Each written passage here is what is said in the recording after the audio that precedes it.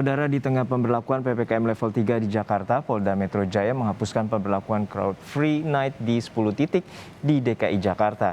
Gubernur DKI Jakarta Anies Baswedan pun meminta warga untuk tidak terlena terlebih angka kasus kematian terbilang rendah.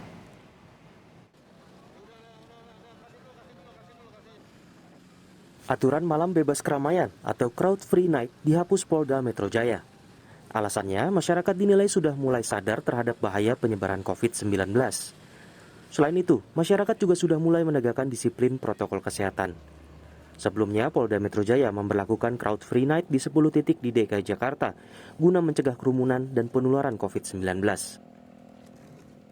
Pemberlakuan Crowd Free Night yang mulai diberlakukan tanggal 5 yang lalu, mulai hari ini kegiatan itu kita tiadakan terhadap 10 titik yang sudah diadakan.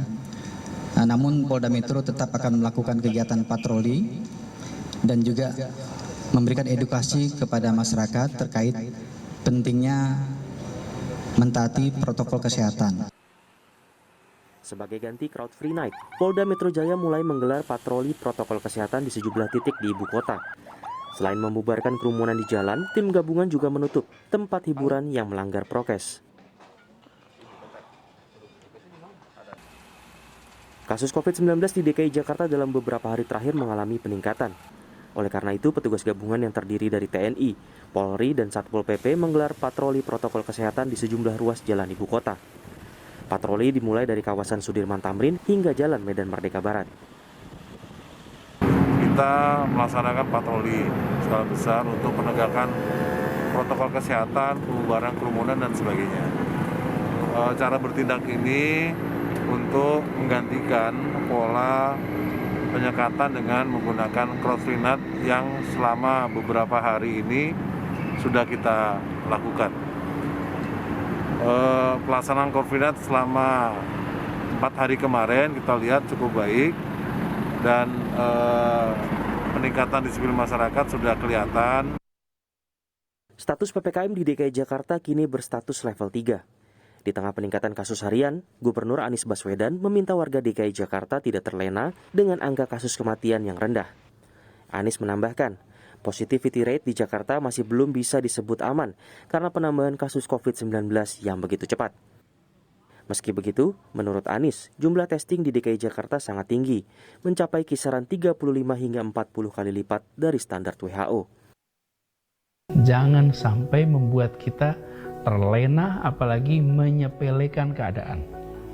Walaupun fatality rate lebih rendah, tapi bila jumlah kasusnya berlipat lebih banyak, maka jumlah kematian absolut tetap bisa tinggi seperti gelombang kedua. Ini yang harus kita cegah sama-sama.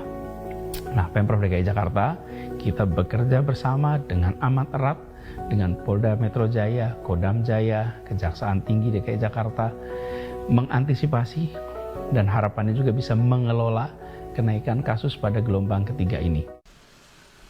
Berbagai upaya kini dilakukan pemerintah agar penyebaran corona bisa segera diredam. Namun upaya itu juga harus diimbangi dengan disiplin protokol kesehatan oleh masyarakat. Memakai masker dan menjauhi kerumunan penting untuk melindungi sesama. Tim Liputan Kompas TV. Untuk mengantisipasi lonjakan kasus COVID-19 yang belakangan terus meningkat, Kota Denpasar, Bali kembali berstatus PPKM level 3. Diharapkan seluruh warga dan juga para pengusaha untuk mentaati aturan jam operasional yang diberlakukan di masa PPKM level 3. Di Kota Denpasar, penerapan PPKM level 3 berlaku mulai tanggal 8 hingga 14 Februari mendatang. Selain menutup fasilitas umum dan seluruh sekolah, Satgas COVID-19 Kota Denpasar juga melakukan upaya pengetatan jam operasional baik bagi seluruh pengusaha toko maupun warung, yakni jam operasional dari pagi hingga jam 9 malam. Pembatasan jam operasional untuk mengendalikan paparan kasus positif COVID-19 yang cukup meningkat di Kota Denpasar. Operasional ini mulai kemarin karena Inmendagri-nya baru kemarin keluar, kita sudah melakukan upaya-upaya secara persuasif dan humanis pada masyarakat pelaku usaha agar bagaimana dalam mengendalikan kasus COVID-19 ini kita ikut bersama-sama untuk mematuhi, mengikuti arahan himbauan pemerintah terkait dengan penerapan protokol kesehatan. Dan kemarin tim Satgas dibantu dengan aparat dari TNI Polri juga sudah melakukan upaya-upaya sosialisasi dan penertiban di lapangan.